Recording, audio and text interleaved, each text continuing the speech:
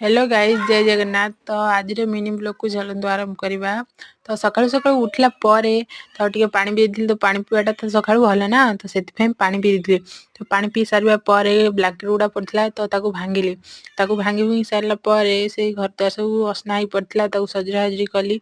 तो सजाड़िया परे से लुगापटा भी थिला ना, ताकू भांगी किछटा रखला परे तो घर द्वार पूरा सफा हो गला। तो सफा कर सारिकी चलली गाधेबा पई।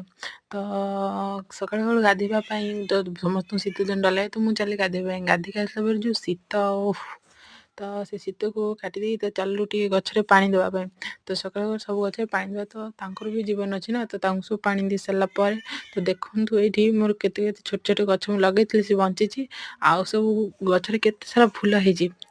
ତ ସେ ଗଛ ସବୁ ପାଣି ଦେଲା। ମୋ ପୁଅ କହିଲା ସବୁ ଗଛରେ ସବୁଦିନ ପାଣି ଦେଉଛୁ? ମୁଁ କହିଲି ହଁ ସବୁବେଳେ ପାଣି ଦିଏ। ତାପରେ ସେଠୁ ଆସିଲା ପରେ ଆମ ଝିଅ ତାର ଚିଲଉଥିଲା ମୋ ମମି ସହିତ ଖେଳୁଥିଲା। ତ ମୋ ମମି ସେଠି ହସୁଥିଲା, ସେ ତାର ହସୁଥିଲା ଚିଲଉଥିଲା ଆଉ।